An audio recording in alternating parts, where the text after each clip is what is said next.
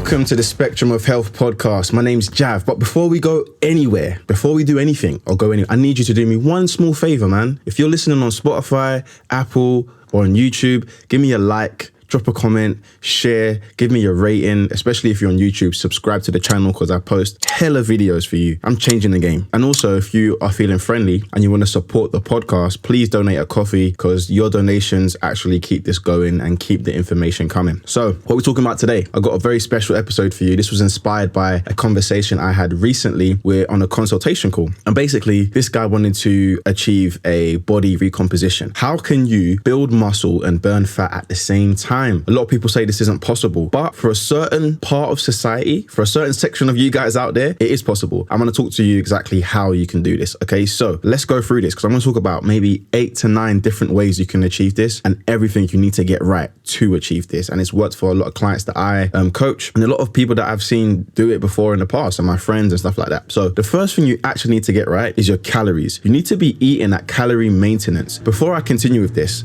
advice is going to be aimed towards people that maybe they're skinny fat, you know, you're not overweight or you're not obese on the BMI scale, but you're carrying excess body fat because that can happen, right? You don't have a lot of muscle in your body. So the first thing that you want to do is make sure you're eating at calorie maintenance. We're not trying to gain weight. We're not trying to lose weight. Okay. So calorie maintenance, those are the amount of calories that are going to help you maintain your current body weight. Point number 2 is you want to make sure you're getting enough protein. I would be having about 4 meals a day and I'll be making sure that I'm getting high protein with every single meal. But then you might ask me, Jav, how much protein should I have? And I get that question a lot. Different coaches are going to say different things. Different coaches have different methods. One thing I've learned with health and fitness is that one size does not fit everybody. And also there isn't one answer to everything. Like the science is always contradicting itself. It's always contradicting itself. That means from my understanding and what I will tell you to do is you want to have 1 gram of protein per pound of lean body mass. So what does that mean? Let's say you're a 200-pound man, you're 20% body fat. What's that? 40 pounds of fat. So then you would have 160 grams of protein. Okay, that will be your baseline. You can have a little bit more. You can push it up a little bit, but I'll just have that as the baseline. You'll be good to go. Okay, so those are the first few things. Number 3 is you need to be doing some heavy weight training at least 3 to 4 times per week. I would be pushing to 4s and 5s if I had the time. Right now, I train about 6 days a week, most days 5, some days 6, depending on how the weekend goes. If you're trying to do a body recomposition, you're trying to lose fat, build muscle at the same time, you should be doing some heavy weight training. That's point number 3, okay? Point number 4, which is linked to 3, is you should be hitting your major muscle groups 2 times per week. So what does that mean? I should be hitting my chest, my legs, my hamstrings, my back at least 2 times per week, okay? Because if you want to see amazing results and optimal amount of load to actually build muscle, the science indicates it's 2 times per week.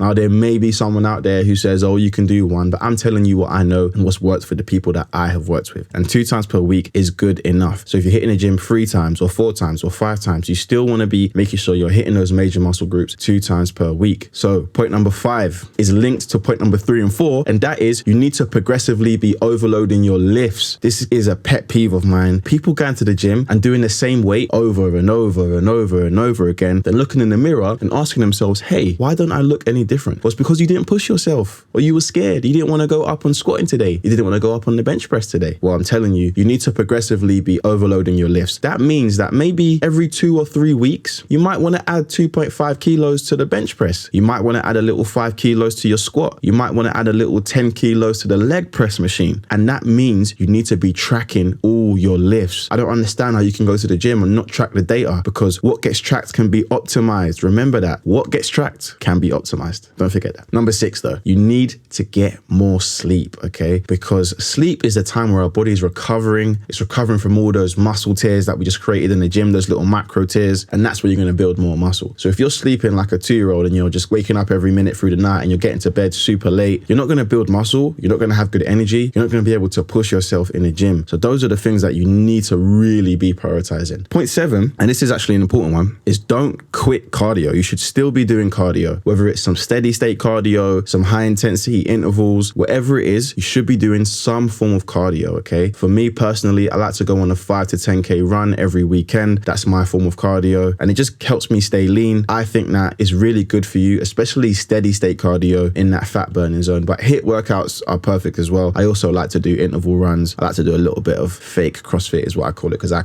don't think I could ever do CrossFit. A little bit of cardio, honestly, is going to do wonders for you. It's going to make sure that just in case you overeat, you're going to be burning a bit more calories. You should be okay. You should be able to maintain that physique. So I believe we are now on point 8. Don't be afraid to use supplements. Now, you want to be doing your fish oils, your magnesium, your vitamin D, your protein powders, and you could use creatine as well. Creatine might make you look a bit fluffy, but creatine is definitely going to increase your power output. It's going to allow you to lift heavier weight. It's going to make you stronger, and it does not make you bald. It doesn't make you lose hair. It's not a steroid, and it's perfectly safe for women and men. So creatine is probably something you might want to consider when trying to do a body recomposition. All right, now we're going to be at point 9. Don't worry about trying to lose a lot of body fat really quickly. Because we're really focused on actually just building muscle, it may seem like the body fat percentage when you do a scan is taking a bit longer. It's going a bit slow. But to build muscle is quite a slow process in itself. Depending on how advanced you are, you might only gain about half a kilo of muscle a month. So you got to bear that in mind. But as long as you're not in a calorie surplus, you should not be putting on too much fat. Doing a body recomp, so we're really trying to build as much muscle as we can in our current physique, in our current frame. So don't be too discouraged if the fat percentage scales are not moving rapidly. That's not a big concern or a big fear. And then lastly, point 10 is related to the body fat scales. And just remember, those body fat scales are notoriously incorrect. Whether you've got one of those ones at home, those smart scales, incorrect. The ones in the gym, incorrect. So don't buy too much into those numbers. Those numbers are pretty inaccurate. I've seen some where the readings are from about 3 to 5% inaccurate, both higher and lower. So you need to bear that in mind. The most accurate way you can probably track your body fat at the moment is to get an MRI and literally scan your whole body. But obviously that would be ridiculously expensive. So the next best thing is a bod pod. They're also quite expensive, but you can get it for about £70. That's about $100 or so. And it could be worth it, I guess, if you want to know down to the T. But even bod pods have a level of inaccuracy to them. So you got to bear that in mind, all right? So 10 ways to burn body fat and build muscle at the same time. How to create and complete the perfect body recomposition. If you are struggling to burn body fat or even get in amazing shape and build muscle, I'll put a link in the description for a free workout program. It doesn't matter if you listen to this on Spotify, YouTube, Apple, the link will be in the same place, okay? It's a free fat loss video training course. You get a free workout booklet in there. You get all that good stuff, all right? And just, show your support and appreciation and just like and subscribe to this episode because, I appreciate that. But yeah, man, that's it. Body recomposition, nice and easy. Thank you.